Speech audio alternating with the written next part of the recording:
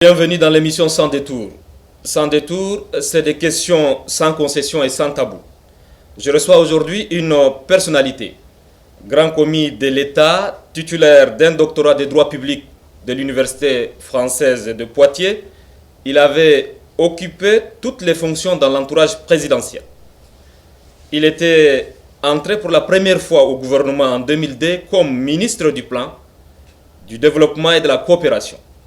Il a été ensuite conseiller juridique du président Déby, puis son secrétaire général pendant 3 ans et à 2 reprises son directeur de cabinet, poste qu'il occupa jusqu'à sa nomination au poste de Premier ministre, chef du gouvernement le 21 janvier 2013.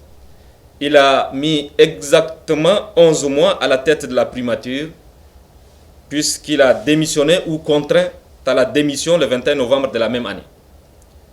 Ancien membre du bureau politique du mouvement patriotique du salut MPS, parti du président Déby, plusieurs fois ministre, mon invité surprend par la suite les Tchadiens par sa démission du mouvement patriotique du salut en créant son parti et en se présentant aux dernières élections présidentielles dans le rang de l'opposition. Il s'appelle Joseph Dimrangar Dadnadji.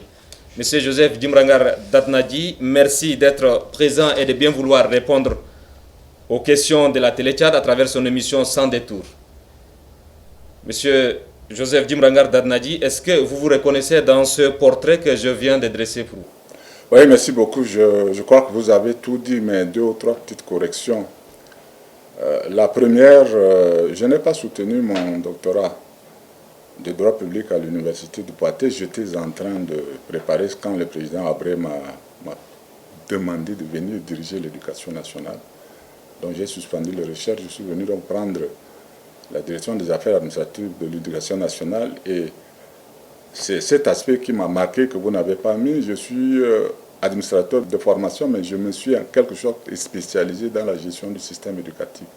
Et cette participation à la gestion de l'éducation m'a carrément transformé, si on peut se prendre. Donc j'ai beaucoup plus d'affinité avec le système éducatif qu'avec l'administration territoriale dans laquelle j'avais démarré ma carrière en 1975. Deuxième correction, en tant que citoyen ayant milité dans les partis politiques, je n'ai pas commencé par l'MPS. À la faveur de la démocratie, nous avons créé un parti qui s'appelait l'Union nationale avec le défunt Abdoulaye Lamana et lorsque ce parti s'est effrité, je m'étais beaucoup plus consacré à l'action civile de la société civile. J'étais quand même un des dirigeants du GERDES Tchad, qui était un groupe d'intellectuels qui ont participé à l'implémentation de la démocratie au Tchad. Et le GERDES aussi m'a vraiment transformé. Et c'est à la faveur donc de cette participation à la société civile que le président Déby m'a récupéré. Et si je n'étais pas GERDES, si je n'étais pas à l'éducation, parce que j'étais directeur général de l'éducation, ce sont ces 2 bases-là qui m'ont permis donc d'être ce que je suis aujourd'hui. Troisième rectification, les activités politiques, naturellement, le plan. Mais j'ai aussi géré l'environnement et les ressources en eau. Je me suis occupé de l'aménagement du territoire, de l'urbanisme et de l'habitat. Voilà les fonctions quand même qui m'ont aussi ouvert l'esprit sur le cadre de vie des citoyens. Et enfin, vous m'avez donné 1 mois de plus, mais j'étais resté 10 mois, jour pour jour, au poste de Premier ministre du 21 janvier, nomination, au 21 novembre, démission. Contraint à la démission, on l'a dit, et ce n'est pas aujourd'hui que je vais rectifier, mais j'étais quand même parti de moi-même. Le président de la République m'a dit, compte tenu d'un certain nombre de facteurs, il ne faudrait pas que j'aille à l'Assemblée. On m'a interpellé, j'ai dit que je voulais aller, mais il m'a dit qu'il ne faut pas aller. Et je suis entré à moi-même, j'ai prié, j'ai dit, mais je n'ai jamais demandé à venir à ce poste. Pourquoi je vais aller à l'Assemblée nationale pour faire un débat qui ne devrait pas avoir lieu, puisque parmi les 4 questions qu'on m'avait posées, c'est des choses connues, donc il n'y allait pas avoir de débat. Et pour éviter, n'est-ce pas, d'exposer le régime, c'est ce qu'on m'a demandé de ne pas faire. J'ai préféré m'en aller sans demander l'avis de quelqu'un. Tous mes collaborateurs, il y en a dans le studio ici, aucun n'était au courant, les gens étaient surpris.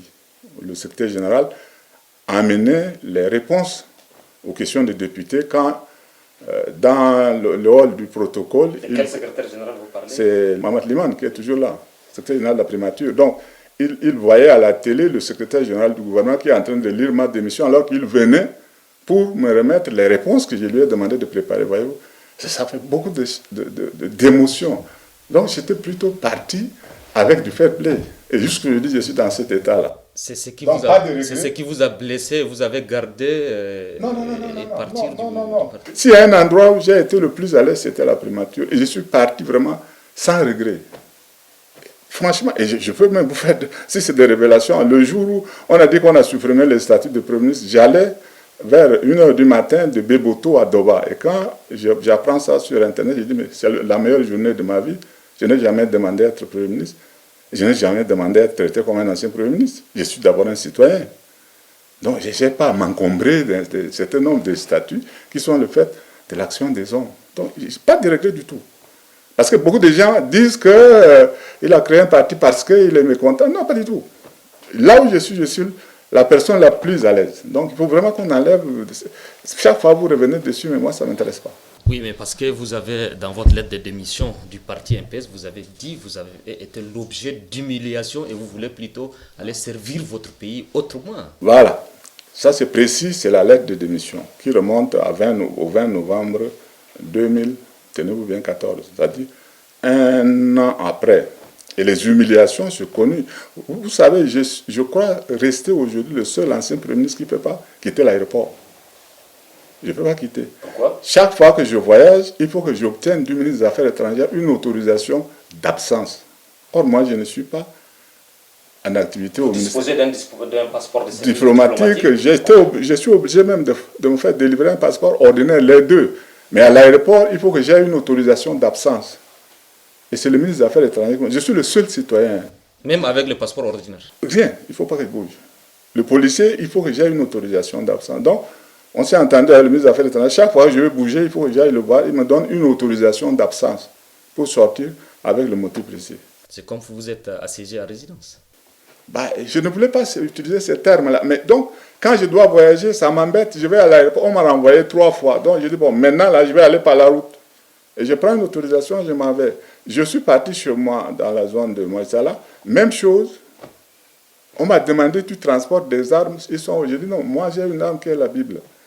Et cette arme-là est plus efficace que vos Kalachnikov qui relèvent des quincailleries. Donc, si c'est ça, vous prenez. Regardez, mais nous parlons sérieux. Je dis, mais moi aussi, je parle sérieux. Moi, mon arbre redoutable, c'est la Bible, ce n'est pas le Kalachnikov. Je pars à Iriba pour aller assister à l'installation d'un sultan. Un ami m'a invité. Là encore, même chose.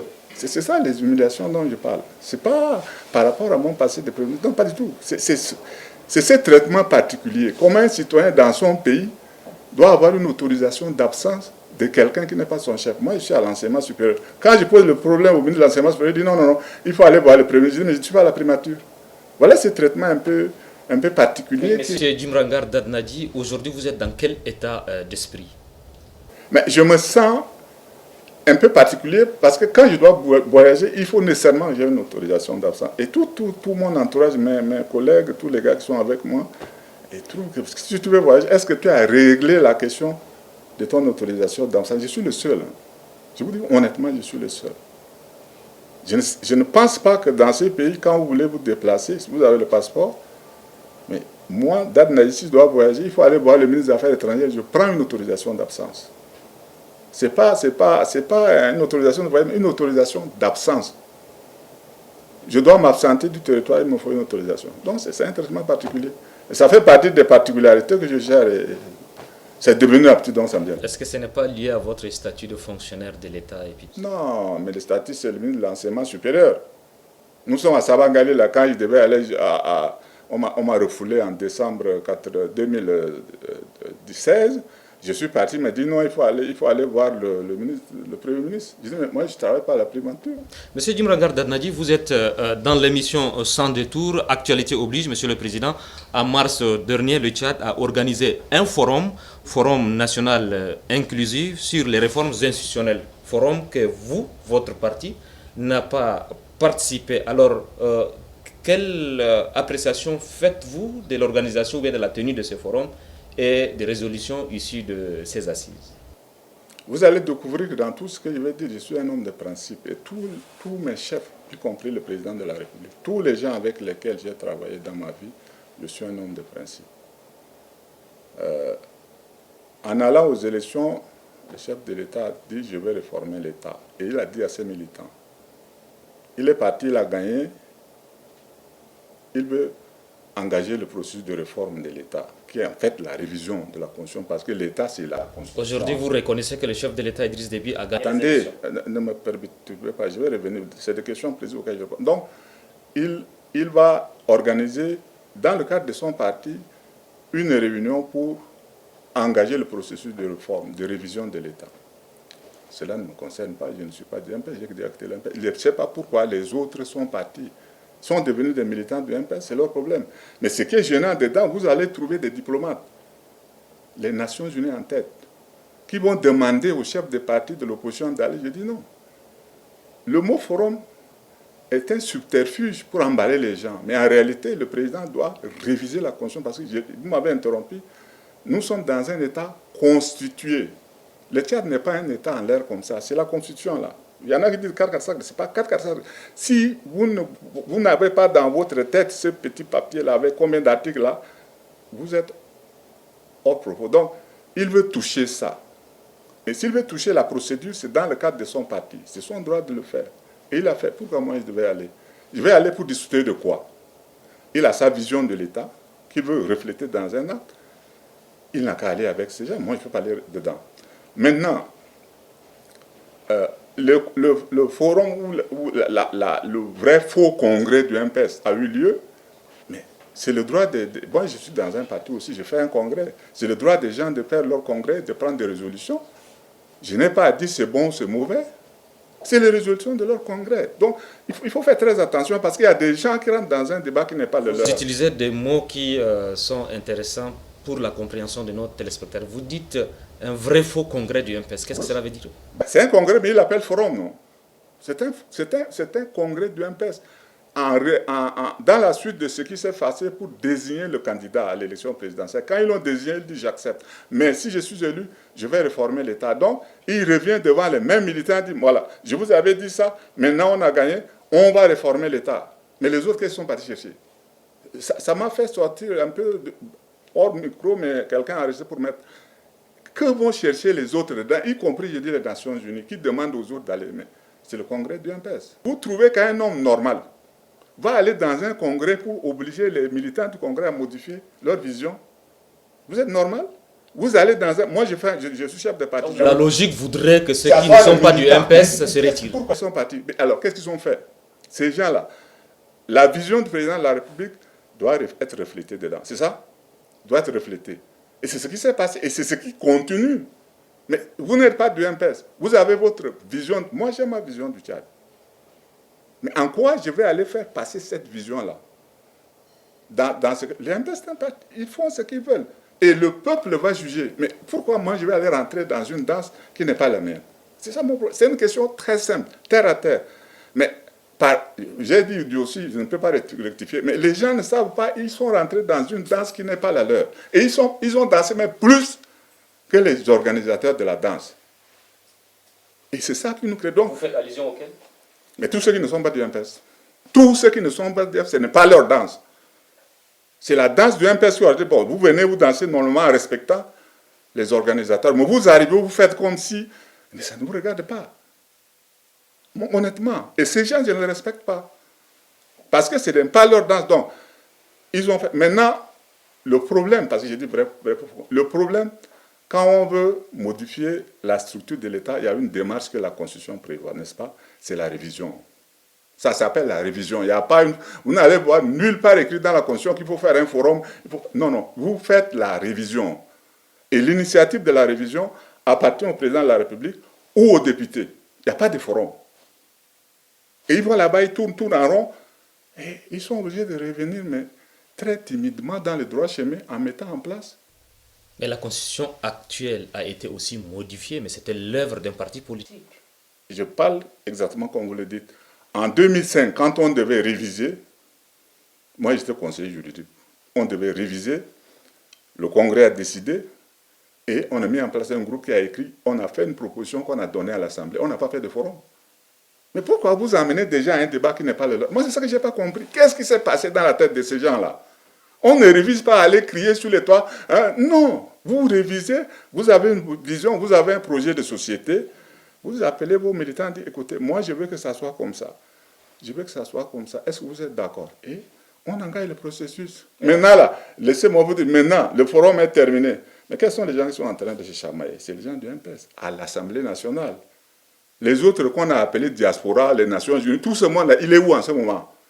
Mais il faut qu'ils viennent dedans pour dire, bon, puisque le président veut réformer l'État, il faut qu'ils aillent à l'Assemblée, obliger les députés à faire cela. Or, ils ne peuvent pas le faire. Ça ne fonctionne pas comme ça. Vous êtes gêné, touché par une démarche qui a été, je ne sais pas, initiée ou faite par les Nations Unies, parce que le mot Nations Unies revient à même. Je reviens parce qu'ils ont écrit. Est-ce que ce n'est pas un cutus de la communauté internationale pour... Ne parlez pas. Non, quand les gens ont des problèmes de compréhension, ils ne peuvent pas parler de cutus. Les Nations Unies, je ne sais pas qu'est-ce qu'ils entendent forum, qu'est-ce qu'ils entendent révision. Moi, je suis, comme j'ai dit à un ami, je croyais au début que c'est nous les mangeurs de rats seulement qui nous trompons. Mais même à ce niveau, un forum, un congrès d'un parti ne regarde que les militants de ce parti ou les sympathisants qui sont invités. Alors, Monsieur le Président, c'est clair. Alors, quelle appréciation faites-vous ou bien quelle, je ne sais pas, position avez-vous de résolution issue de ces forums? Parce qu'il y aura réforme de la Constitution, la transformation, je ne sais pas, de plusieurs institutions, la suppression de certaines institutions. Alors, quelle lecture faites-vous de ces résolutions? Ça fait beaucoup. Vous en citez beaucoup. Mais moi, comme j'ai dit, je veux les choses simples. Et j'ai posé la question À qui? À tous les gens qui étaient sous le dossier depuis le comité technique. Mais quel est le problème qui vous amène à vouloir réformer l'État là? Quel est le problème? Je vous dis, jusqu'au moment où je vous parle, personne ne me répond. Vous-même, vous parlez de refondation, tout ça, c'est des généralités. Mais quel est le problème qui a obligé le chef de l'État à réviser? Quel est le problème? En 2005, on voulait faire sauter le verrou de la limitation. En ce moment-là, quel est le problème? Vous n'allez pas. Les problèmes, c'est les écoles qui ferment, il n'y a pas d'argent. Ça, ce sont les problèmes aujourd'hui. Le problème des institutions, il est où? Quel est le problème? Donc, vous n'avez pas de problème. Or, comme ils n'ont pas de problème, ils sont partis dans tous les sens. Mais moi, j'ai cherché à comprendre. Les institutions fonctionnent normalement, il n'y a pas de problème. Normalement, il n'y a pas de problème. On les garde dans l'air. Au contraire, c'est les hommes qui les torpillent. Les députés, 4 ans, ils continuent. Élastique. 4 ans, ils continuent. Il y a des gens qui, on a dit par exemple, l'accord du 13 août 2007, il faut dépolitiser et démilitariser l'administration. Aujourd'hui, presque 11 ans, c'est politisé, c'est militarisé. Voilà les problèmes précis. Il faut faire ça. Qu'est-ce que vous avez fait quand vous étiez aux commandes en tant que... Mais je ne sais pas si je suis parti à cause de ça. Je ne sais pas si je suis parti à cause de ça. En voulant dépolitiser, en voulant démilitariser, c'est ça qui m'a fait partir. Il n'y a pas d'autre raison. Non, mais je n'ai pas de problème avec... Moi, je suis quelqu'un qui n'a pas de problème avec les gens. Mais en voulant dépolitiser, dépolitiser, c'est-à-dire redonner à l'administration territoriale ses legs de noblesse, c'est-à-dire la gestion de l'État, la prise en compte de l'intérêt général. Ça, c'est quelque chose qu'on nous demande de faire maintenant qu'on ne fait pas. Mais où est le problème des institutions? Au moment où je vous parle, les institutions n'ont aucun problème. Elles sont coûteuses? Ça, c'est un problème. Le coût est un problème. Est-ce que ce n'est pas une déperdition de ressources? Mais vous avez justement parce que comme la réforme, on ne connaît pas les problèmes, mais on cherche ça qui amène. Je discute à un niveau élevé, on me dit on veut innover. Mais vous innovez par rapport à quoi? Donc, vous êtes déjà vieux. Nous autres, quand on est parti en 2016 aux élections, on dit on va changer. Ça, c'est un mot d'ordre. Mais vous qui êtes dedans là, ça fait 28 ans, vous innovez par rapport à quoi?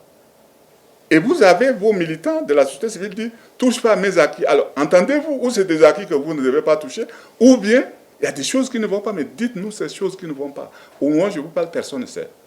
Ils veulent innover. Aujourd'hui, vous dénoncez, j'ai comme l'impression que vous dénoncez une partie de la société civile. Alors, je me rappelle, quand vous étiez Premier ministre, vous avez demandé à la société civile, ou soit on est activiste politique, ou soit on est des acteurs de la société civile. J'ai dit, les gens veulent innover. C'est-à-dire qu'ils veulent changer. Moi, quand j'étais parti aux élections, j'ai dit on va changer. Mais les gens qui sont là depuis 28 ans, ils disent on va innover. Mais ce qu'ils sont en train de faire, c'est quoi? Et a fortiori, vous avez des gens dans ce groupe-là qui disent ne touche pas à mes acquis. Il y avait le débat entre touche pas à mes acquis et on va changer, n'est-ce pas? Alors, ces gars-là de la société civile, vous voulez que je donne des noms qui disent ne touche pas à mes acquis, mais vous voulez changer. Comment on va se comprendre? Donc, je ne mets pas ça sur le compte de ces gens-là, mais je mets sur le compte de l'absence de vision. Il n'y a pas une vision dans ce qui se passe en ce moment. Le mot que je veux vous dire, il n'y a pas de vision. Parce que comme il n'y a pas de vision, les gens ont fait des supputations en disant que le président devait réviser la Constitution pour mettre quelqu'un qui relèverait de lui pour le cas où. Moi, je croyais que c'était un problème de sécurité. Non. Lui-même, il dit, je vais être seul. Alors. Et c'est comme ça que le débat au forum a tourné dans tous les sens. Qu'est-ce que les gens veulent? Ils ne savent pas. Vous prenez le rapport du comité technique institutionnel. Vous prenez les observations du président transmises par son cabinet. Vous prenez ce qu'ils sont en train de faire maintenant. D'une phase à une autre, c'est du jour de la nuit au jour. Vous ne vous retrouvez pas. Parce qu'il n'y a pas de vision, il n'y a pas un fil conducteur. Moi, je suis un chercheur. Quand vous faites une démarche scientifique et que vous n'avez pas de fil conducteur, vous allez dans tous les sens et ce qui se passe aujourd'hui, comme quoi, ça va aboutir nulle part. Parce que tant que vous n'avez pas de vision, tant que vous n'avez pas un objectif précis que tout le monde doit comprendre et suivre, vous faites dans tous les sens. Donc, ça ne vous amène pas loin. En termes d'action publique, ça ne vous amène nulle part. Parce que c'est comme un pilote qui est dans l'avion, au lieu de prendre le cap, il est là en train de chercher. Ça ne vous amène nulle part. Et vous allez avoir des problèmes, moi je vous dis. Parce qu'on ne sait pas pourquoi on est en train de faire ça. Je vous dis maintenant, on ne sait pas. Oui, mais Monsieur le Président, dans un certain nombre de points, je ne sais pas, ou de résolutions issues de ces forums, on parle de système présidentiel intégral avec une autre forme de l'État. Alors vous, quelle forme de l'État qui vous convient le mieux dans votre programme politique? C'est la forme actuelle, la fédération, ou vous proposez carrément deux États parce que on vous taxe aussi quelque part des sécessionnistes convaincus, monsieur le Président? Vous me mettrez à l'aise en continuant le débat, vous dire les résolutions du MPES, dans le cadre de la révision, postulent ça. Il ne faut pas mélanger les gens. Parce que là-dedans, Kassiri n'est pas un PES, n'est-ce pas? Il a un parti de ça a mal tourné. C'est de l'Alliance? Je parle des militants de l'Alliance. Attends, ils ont fusionné quand? J'ai dit il est de l'Alliance. Mais c'est l'Alliance, mais est-ce qu'ils ont fusionné? Je sais pas. Mais moi, je suis un juriste. Ils n'ont pas fusionné, donc la vision de MPES, c'est ça. Les résolutions, c'est ça. Maintenant, vous dites, vous revenez, vous posez une question précise. On parle d'un régime présidentiel intégral. N'est-ce pas? Et je réponds, laissez le président des partis, tout ça. Mais voyez en face de vous le professeur de droit public.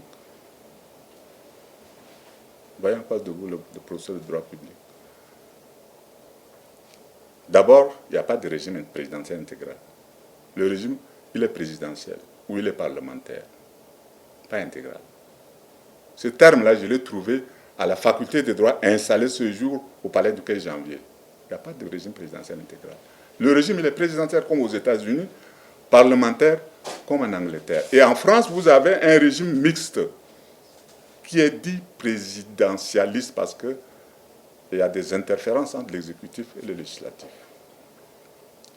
Ça, c'est la théorie. Deuxièmement, quand vous prenez maintenant, puisque quelqu'un parle, mais il faut voir ce qu'est la politique. Vous prenez le projet de constitution.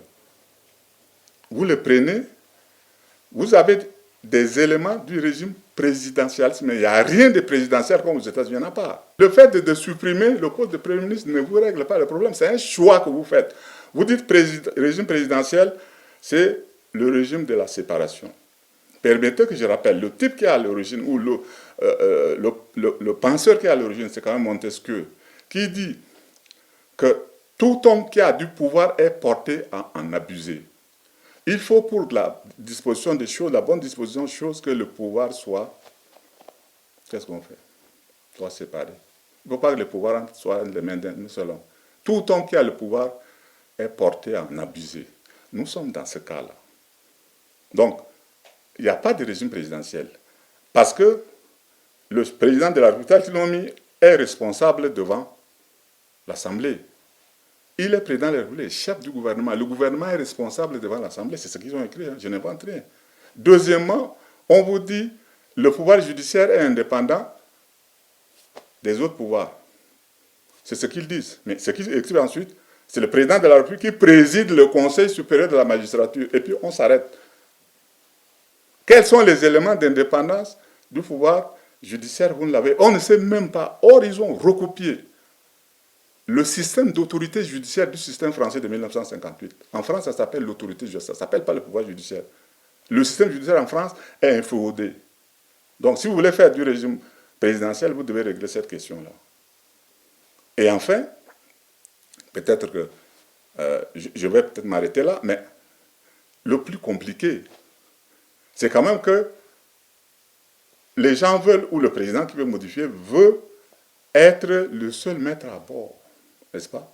C'est ça, donc. Intégral, régime présidentiel intégral, pour beaucoup de gens, le président est seul chef. Il est seul chef. Mais votre constitution a dit tout ce qui concerne la laïcité, la forme républicaine de l'État et le pluralisme politique ne peut pas être révisé. C'est écrit là. Vous supprimez le Premier ministre, vous touchez au pluralisme politique. Vous supprimez le Sénat, vous touchez au pluralisme politique. Il y a beaucoup, quand vous ramassez tout, vous faites comme ça là, vous touchez au pluralisme. Il n'y a plus de pluralisme politique. On est en train de revenir, puisque le type dit je veux être seul. C'est ça qu'ils ont fait. Je veux être seul, donc ça revient à un parti unique. Vous allez avoir des partis, mais à quoi ils servent-ils? Et ça, je ne voulais pas sortir, mais vous m'obligez à sortir. Le jour où il y aura une assemblée majoritaire opposée au président, ils vont l'appeler, ils vont le renvoyer. Ils vont le renvoyer, puisqu'il est responsable devant eux. En tant que chef du gouvernement, ils vont le renvoyer. Et je ne pense pas que c'est ce qu'il veut. Lui, il veut, comme dans le système américain, il est seul là. Mais il faut lui dire quand même qu'aux États-Unis, il y a un vice-président. Et quand les deux vice-présidents sortants, deux présidents entrants sortants sont en train de faire la cérémonie, on installe un président fantoche ou fantôme, je ne sais pas, pour le cas où. Vous ne pouvez pas être seul. Aux États-Unis, il n'est pas seul. Il y a toujours un vice-président. Donc, ça, c'est des innovations, comme quelqu'un a dit, c'est des innovations qu'on va faire. Je préfère donner ces points de vue qui sont purement des points de vue de quelqu'un qui connaît. Les gens disent que bon, il sait plus. Moi, je dis, sur ce point-là, j'ai fait des recherches. Je n'invente rien. Nous sommes toujours dans le forum inclusif sur les réformes institutionnelles. Vous dites que c'est un congrès du MPS. Tout ce qui est issu de ces résolutions, vous dites, ça ne vous semble pas bon. Alors, non. Dans les consultations, oui. Non, attendez, je n'aimais pas un jugement de valeur sur ce qu'est un parti, parce que je suis un chef de parti aussi. Quand je fais mon congrès... Mais dans vos explications, vous rejetez, vous ne comprenez pas ce que les gens veulent à travers la modification de la Constitution. J'ai dit, ils n'ont pas de vision, j'ai été précis, ils n'ont pas de vision. Pourquoi ils modifient, vous ne savez pas. Vous ne savez pas ce que je dis. Ok, alors dans les consultations post-forum que le président de la République a initiées, vous avez répondu à l'appel. Donc en répondant à cet appel, qu'est-ce que vous espérez? Bon, si vous voulez, j'ai répondu à un appel, mais je ne suis pas parti pour évaluer le forum. Si on m'a dit tu viens pour évaluer le forum, je ne viens pas. Le président de la République m'appelle, je suis parti. Et je suis parti, il me dit, je vais faire les élections. Ça va m'amener à voir le CNDP, voilà, voir la CENI. Il dit, j'ai mes problèmes, je suis venu avec mes problèmes. Et vers la fin, il me dit, mais qu'est-ce qu'on fait? Mais bon, un parti est fait pour aller aux élections. Les détails, on discutera. Je ne suis pas parti pour espérer quelque chose. Et si c'est pour le forum, les gens connaissent ma position. J'ai même fait, puisque la Télé-Tchad, vous faites de l'ostracisme, j'ai fait une conférence de presse le 16 mars. Vous n'en avez rien dit. Pourtant, j'ai fait une position, j'ai fait un mémorandum sur la gestion de la crise tchadienne. J'ai été précis. Donc, en tant que chef de parti, si on me demande, on va faire les élections, tu vas, je dis, mais un parti est fait pour aller aux élections. Maintenant, on discute. Nous sommes dans un pays constitutionnalisé, n'est-ce pas? Si je voulais faire les choses dans le désordre, mais je n'aurais pas pris la précaution de créer un parti, qui m'a fait beaucoup de problèmes d'ailleurs. On a un parti, on a respecté la loi, nous fonctionnons lorsque la loi est respectée, c'est tout. Mais si on veut amener d'autres méthodes, en tout cas, Dadnaji n'a jamais envisagé une seule fois dans sa vie les méthodes de violence pour faire quelque chose. Donc, si c'est par violence, je ne suis pas dedans. Mais si c'est les élections, on y va. C'est tout. Et on va discuter, est-ce que ces élections-là se font conformément aux normes acceptées dans le monde. Une élection est une élection. Il n'y a pas des élections qui soient propres au Tchad qui se font en violation des normes internationalement reconnues. C'est tout. Mais ce n'est pas le moment du débat. Voilà. Le moment du débat arrive, on va en parler. Merci, c'est la fin de l'émission Sans détour. Merci à vous, monsieur Djimrangar Dadnaji. Merci d'avoir fait le déplacement de l'hôtel Hilton et merci d'avoir accepté de répondre à nos questions.